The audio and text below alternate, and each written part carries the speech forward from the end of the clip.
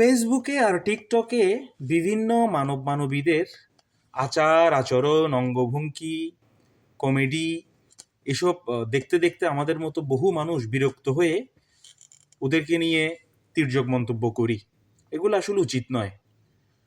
আমাদের এদের ব্যাপারে আমাদের উচিত ছাড় দেওয়া।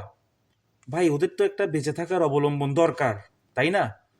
ওরা ওদের সাম্প্রতিক অতীতের সাথে প্রতিনিয়ত লড়াই করছে। ওরা ওদের অতীতকে ভুলতে চায়, যেই অতীত নিয়ে ওরা লজ্জাবোধ করছে। ওদের ব্যাকগ্রাউন্ড নিয়ে ওরা সবসময় অবনত মস্তক করে ওদের বেঁচে থাকতে হয়।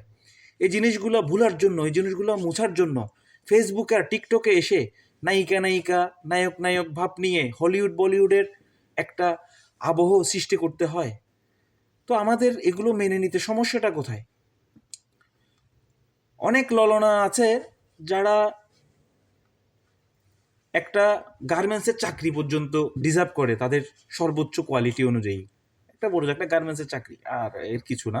আমি কোনো পেশাকে ছোট করে দেখছি না, কিংবা বড় একটা বাস ড্রাইভারের বউ হতে পারতো। হ্যাঁ, এখন যে কোনো কারণে একটা সচ্ছলতার মুখ দেখছে, ঠিক আছে, কিংবা যে কোনোভাবে সাগর পাড়ি দিয়ে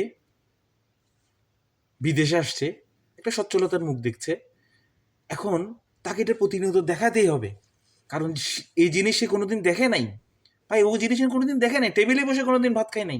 এখন তার থেকে টেবিলে বসে ভাত খাচ্ছে, সে একটা ভালো কাপড় পরছে, এটা তাকে দেখাতেই হবে মানুষের কাছে। তো এগুলো আমাদের মেনে নিতে সমস্যাটা কোথায়? এসব নিয়ে এদেরকে নিয়ে কোনো মন্তব্য করা কিন্তু আমি মেনে নিব না। আমি এদেরকে নিয়ে কোনো তির্যক মন্তব্য করা তীব্র বিরোধিতা করছি, তীব্র নিন্দা জানাচ্ছি। এসব নিয়ে পরবর্তীতে কেউ হ্যালো গাইস, হাই গাইস বলে যদি কেউ মন্দ সমালোচনা করেন, তাহলে আমি তার বিরোধিতা করব। আমি সবার প্রতি অনুরোধ করব, এসব কুইন এলিজাবেথদেরকে নিয়ে কোনো বাজে কথা বলবেন না। ভালো থাকবেন সবাই।